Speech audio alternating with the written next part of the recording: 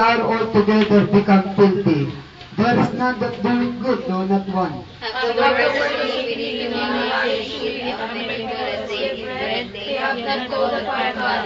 There were they in great fear when no fear was. For God hath scattered the bones of them that encamped against thee. Thou hast put them to shame, because God hath despised them. Oh, that the salvation of Israel can walk outside Zion, but God will not come to activity of His people. Jacob shall be Israel shall be glad. Tayo po'y manalangin, dakilang Diyos sa sulat at awitin ni Haring David.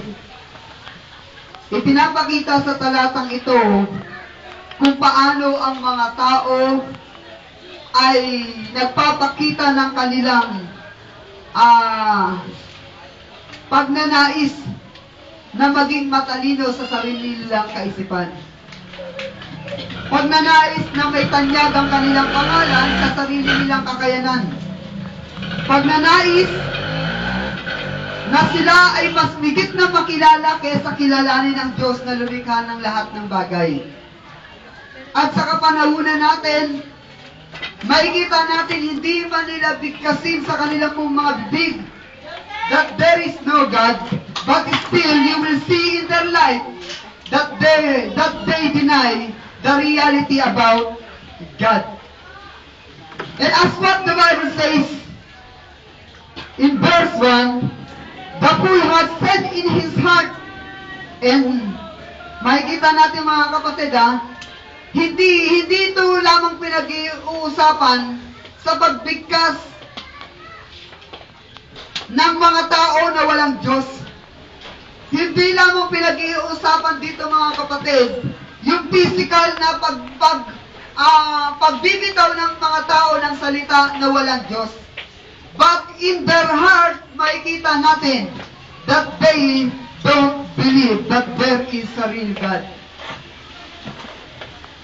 Makikita natin from their heart,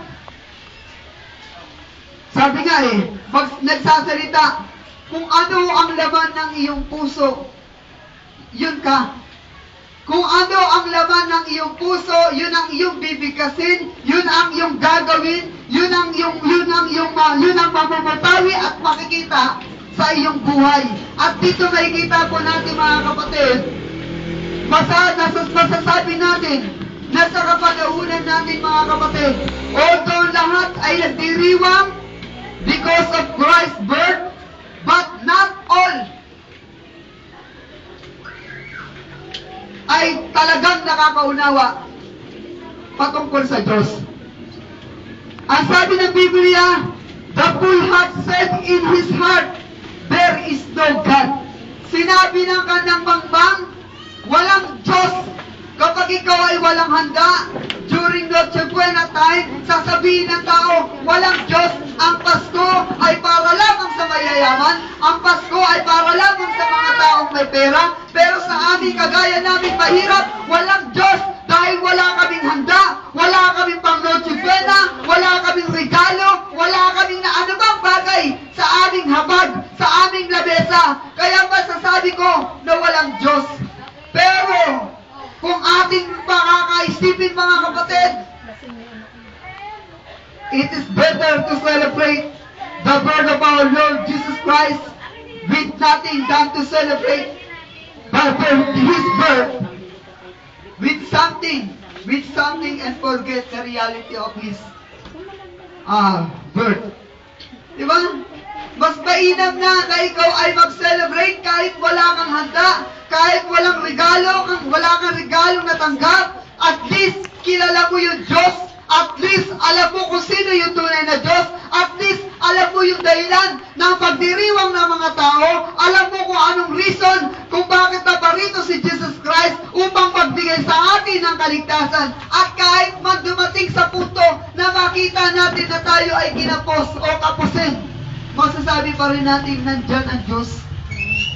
Di ba? Ang sabi ng Biblia, ang sabi po rito, and have done abominable iniquity. At sila'y gumawa ng mga karubal-dubal na kasamaan. Walang gumagawa ng mabuti. Sa panahon ng nagpa-celebrate ng mga tao. Lahat ay nagpakasaya. Lahat ay nagpakasaya sa dami ng handa na kanilang inihanda. Lahat ng mga tao ay nagdiriwang. Lahat ng mga tao ay naghahanap ng kaparaanan upang maging masaya ang araw ng Pasko sa kanila. Ang iba ay nagiinuman dahil ang expression nila, ito ay pagpapakita ng pagpapakasaya sa kaarawan ng ating Panginoon. Ngunit sa ating mga kapatid, ang layunin ng ating pag-celebrate ay upang ipagpasalamat natin sa ating Panginoon na siya ay naparito upang tayo ay iligtas. Sino ba ang tunay na gumagawa ng mabuti? Especially this day. Di ba? It is all for the blessed desire. It is all for the blessed dictation.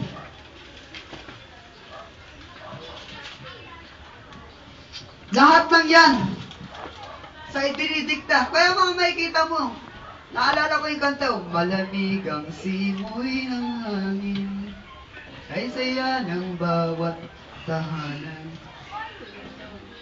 Ang tibok sa puso'y... Amen? Tama ba? Tama ba? Makikita natin, makikita natin mga kapatid.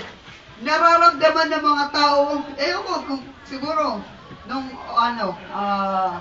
bago mag alas 12, do you feel Hindi ko nga alam Christmas? Umano na yung alas 12. Minsan iisipin mo mga kapatid, last year, when we celebrate, napakarami mga tao talaga na makikita mo na talagang marami silang may ihanda. Pero sa panahon natin ngayon, tinamaan tayo ng global crisis o crisis. Maraming mga tao ang hindi nag-enjoy dahil walang panghanda. Tama ba? Maraming nalungkot.